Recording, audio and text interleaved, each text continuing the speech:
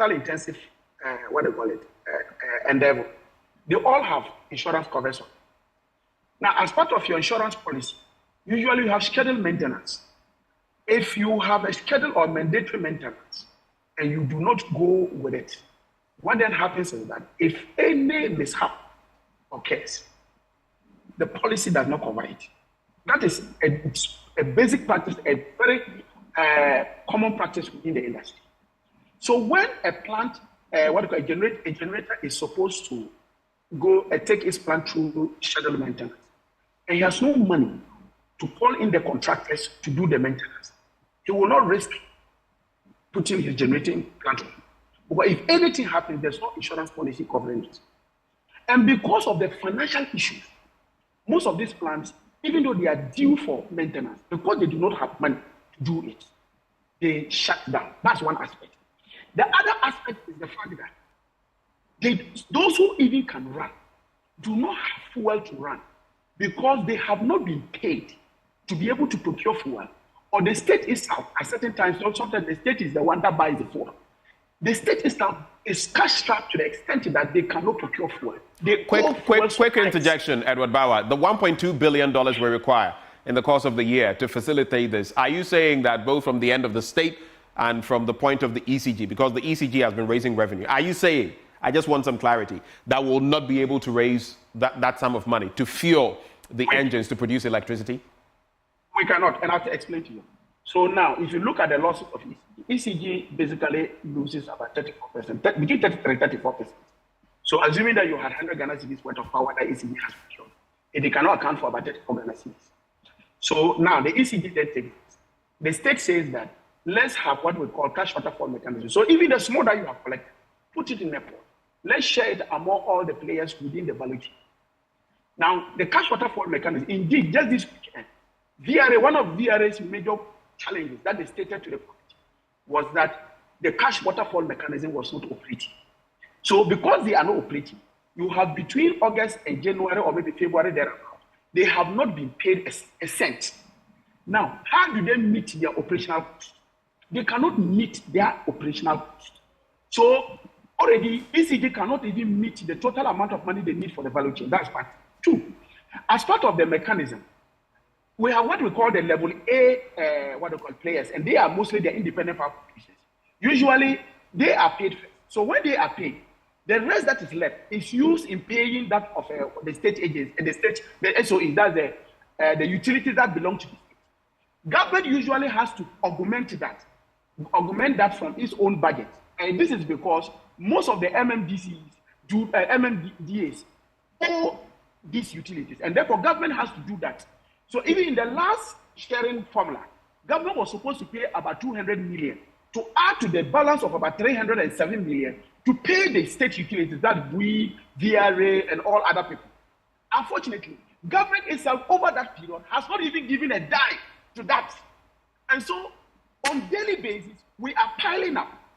And this is not in this amount we are talking about, it's not in cedis, it's in dollars. And the reason why it becomes even more dangerous is that all the operations that all these utilities get themselves involved in, they transact in dollars, spare parts in dollars, fuel procurement in dollars, fuel transportation in dollars. However, ECG pays in terms of collects tariffs in terms of cedis. So even when the CD is depreciating, there's also an added forex loss, which is a liability that has to be borne by somebody. It is not factored into the tariff.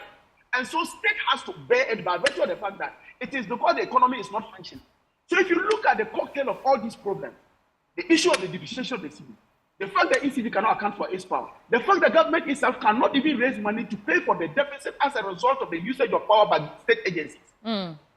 I can't see us getting that 1.6 billion within this short term when we are always running to IMF asking for 300 million, 600 million. In other words, of 300 million, we cannot even sign an LGBTQ plus, bill. I'm just telling you. In other words, Edward Bauer, just clarify for me, we are not going to be able to resolve this doomsday situation in 2024. I'll be surprised if it is that.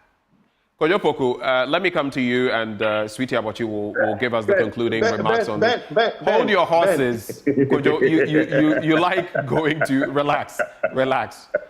The Mines and Energy Committee, and I'm referencing Samuel Atachia, has said that it is now inevitable. The slap, we'll take it. But we need to know, we need to have a timetable. Do you disagree with him? No, I don't. I mean, my brother, look, I have always said that Kwadwo Poku will be one of the first people to call for a timetable when it's feasible. We should have a timetable when it's feasible. When we are in a position where a timetable should be given, it should be given. But you see, I like the end bit where you give to my brother Edward Bauer. 2024, we can't solve this power problem over everybody's dead body. Look, this problem right now has been improved. You know, this is not a case of wishes. Let me. No, I'm just reminding you, this is not a case of wishes being horses for beggars to ride. You know that, right? No, it's about money. That's what it is. But that is what it is. If Edward Bauer says that this thing is financial, that's fine. Look, in part, yes, because we are growing as a nation, okay? And we are in a situation where the international turmoils in the Middle East, the international turmoils in all the world that is creating oil to now go past $100 per barrel, is creating problems if somebody thinks that you can just go and bring light crude oil or bring HFO from the international market to power problems and not increase electricity. Okay? What this government is doing is basically taking the think of the Mobrowa approach. Yes, we might endure 1 or 2 outages so that we don't have to go into hardship. We have to manage the situation.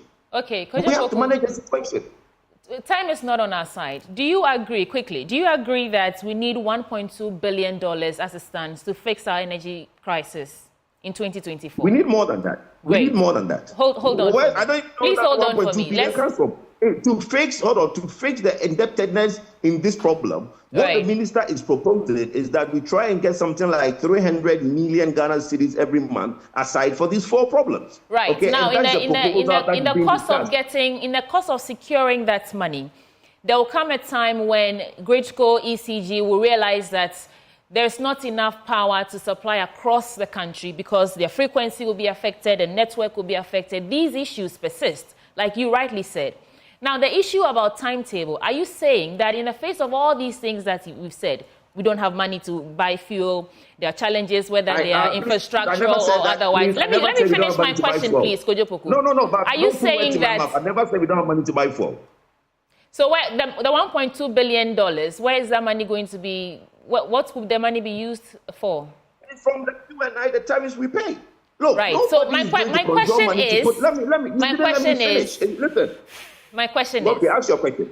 On the back of the money we need, on the back of these challenges that you say persist, is it not possible that we have people who are dying because they've scheduled surgeries and the lights just go off and they're found wanting? Doctors are lamenting. Ghanaians are suffering and saying that we need to at least plan ahead to know that we won't have power at a certain time. Are you saying that at this point, even though that Samuel Atachia has said that we should give us a timetable, you are saying that it's not necessary? Is it yes or no? And then we can conclude. Are you saying that on the back of all these challenges, the money that we do not have, the health sector crisis, individuals suffering, businesses suffering, collapsing because there's not enough power, and we do not know how to plan for it, we still don't need a timetable? My dear, I don't like when people put words in my mouth. I have not said it's not necessary. I have said that Kwadwo Poku will call for it when the time arises. But you're not calling for it now. No, hold on. Because there's no need for it for now. Right. That's okay. We need to go. Please, can I land? Do that in 1 minute. I don't know what the point you are trying to put out there. Sorry? Do it. You can conclude in 1 minute, please. Well, you've already concluded yourself, so then there's no point to give me that 1 minute. Because I keep telling you that I will call for that timetable if that is feasibly possible to call for that timetable. Look, people make it look like that timetable will create a crack or what is the timetable? If it's feasible, everybody will call for it. Kwadwo Poku will call for it.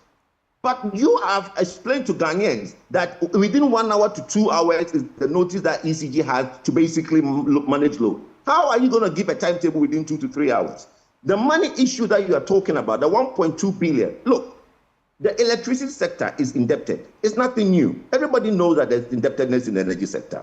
We are managing to do the best out of the situation that we have. Yes, there is depreciation of the cedi. There is all the things that everybody will talk about. But today, What Ghanaians want to know is the problem being solved? And the question is, yes, 100% the problem is being solved. The problem has improved. So the minister has held several meetings with the president and his team within the sector and agreed that there's going to be a certain generation of collection from money from ECG.